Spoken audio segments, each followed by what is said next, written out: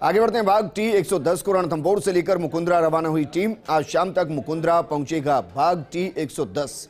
कुछ दिन एनक्लोजर में रखने के बाद खुले जंगल में करेंगे रिलीज। आज सुबह कवालजी क्षेत्र से किया गया था ट्रैकुलाइज। बाघ T-65 और बाघिन T-69 का बेटा है T-110। बाघ T-110 की उम्र है लगभग 6 साल। मुकुंदरा में बाघिन MT-4 के साथ जोड़ा बनाएगा। मुकुंदरा में T-110 का नंबर होगा MT-5। नंबर बदल जाएगा, बड़ी जिम्मेदारी आ जाएगी। बड़ी जिम्मेदारी मुकुंदरा के अंदर अपने परिवार को बढ़ाने की, मुकुंदरा को नए बाघों से गुलजार करने की। और इसमें बाघ T-110 का जो साथ देगी वो है बाघिन MT-4। और ये 5वां नंबर इनको मिला है। MT-5 जो रणथंभौर में T-110 कहलाता था, वो अब मुकुंदरा में आकर MT-5 कहलाएगा। कुछ दिन एनक्लोजर में इसलिए रखा जाता ताकि वहां के एटमॉस्फेयर के साथ वो खुद को ढाल सके। अमूमन होता है ना कि एक जगह से आप दूसरी जगह जाते हैं तो थोड़ी सी दिक्कतें आपको आती हैं। कहा जाता है कि पानी तक सूट नहीं करता है। तो ये तो बाघ है। कई चीजों का ध्यान रखना पड़ेगा कि पर्यावरण इनके लिए मुफीद है या नहीं है, वहां के हैबिटेट में वो सरवाइव कर रहा है नहीं कर रहा है। और अमूमन ऐसा होता है कि ये सब चीजें पहले से चेक होती हैं, लेकिन फिर भी एहतियात के तौर पर कुछ दिन एनक्लोजर में रखा जाएगा और उसके बाद खुले मुकुंदरा में छोड़ दिया जाएगा, जहां बाघ अपनी मर्जी से अपनी टेरिटरी मार्क करेगा। एक वो टेरिटरी जो उसका साम्राज्य होगी, वो टेरिटरी जहां का वो राजा होगा। ब्यूरो हेड हमारे सहयोगी निर्मल तिवारी जुड़ गए हैं। निर्मल, एनक्लोजर में रखने की एक प्रक्रिया होती है, वो यहां भी निभाई जाएगी, लेकिन जिस तरीके से T-110 को जिम्मेदारी सौंपी गई है मुकुंदरा में अपने परिवार को आगे बढ़ाने की, आपको लगता है उसके लिए वो सक्षम है और वहां जाकर कुछ तो नया करेगा? निश्चित तौर पर विजेंद्र, जो बाघ T-110 है उसकी उम्र लगभग 6 साल है।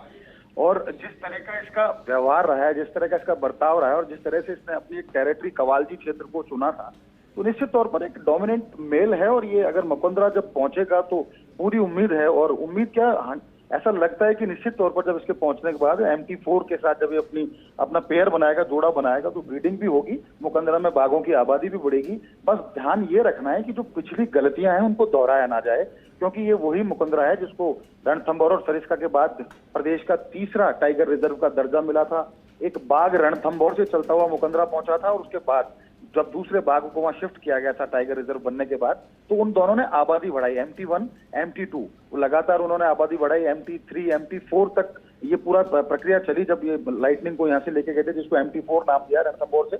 इनसे वहां पर बाघों की संख्या बढ़ी, वहां पर प्रजनन हुआ और बाघों की संख्या 7 तक पहुंच गई थी। लेकिन अनफॉर्चुनेटली वहां पर बाघों की मृत्यु हो जाती है और 1-2 बाघ गायब हो जाते हैं जी। ये वही एनक्लोजर है जिसमें ये सारा घटना घटी थी। तो इसलिए ध्यान ये रखना है, जब 110 को लेकर के शाम को टीम वहां पहुंचेंगी, इसी एनक्लोजर में छोड़ेंगे उसको, तो उस एनक्लोजर की स्थितियां उसके अनुकूल बना दी गई होंगी। और निश्चित तौर पर बना दी गई होंगी, क्योंकि एक बड़ा प्रोटोकॉल फॉलो किया जाता है, उसमें पिछली गलतियां न दोहराई जाए, उसकी पुनरावृत्ति ना हो पिछली गलतियों को, उसका भी ध्यान रखा जाता है। अच्छा निर्मल, एक और सवाल, रणथंभौर और मुकुंदरा दोनों के हैबिटेट में कितना अंतर है?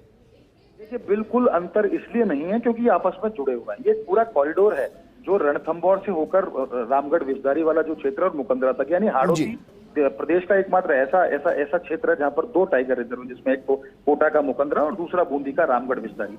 ये कहीं ना कहीं पालीघाट चंबल होते हुए और सवाईमाधोपुर तक कनेक्ट है, तो रणथंभौर से जुड़े हुए हैं। रणथंभौर के बाघों का इस क्षेत्र में आना जाना लगा रहता है। ये वही मुकुंदरा, यहाँ एक रणथंभौर से एक बाघ चलता हुआ खुद अपने आप मुकुंदरा पहुंच गया था। एक बाघ जो इस समय RVTR के अंदर, जो RVTR-1 के नाम से जिसको कहा गया है, वो भी रणथंभौर से चल के रामगढ़ विषधारी तक पहुंचा था। तो ये पूरा क्षेत्र हाड़ौती का जो क्षेत्र है, इसमें लगभग एक सा हैबिटाट है।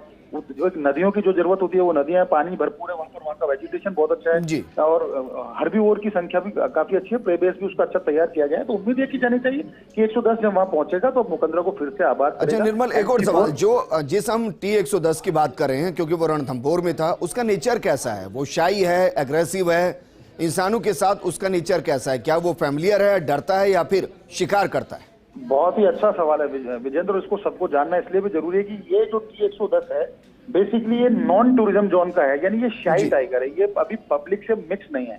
पब्लिक से ज्यादा इसको मतलब बहुत फ्रेंडली टाइगर इसको नहीं कह सकते, क्योंकि ये नॉन टूरिज्म क्षेत्र का, और इसका फायदा ये होगा जब ये वहां पहुंचेगा तो चूंकि नॉन टूरिज्म क्षेत्र का है तो इसको एक वैसा ही वातावरण मिलेगा वहां पर। वहां टूरिज्म अभी चूंकि मुकंदरा में टूरिज्म शुरू नहीं हुआ है, तो ये शाही नेचर का टाइगर है।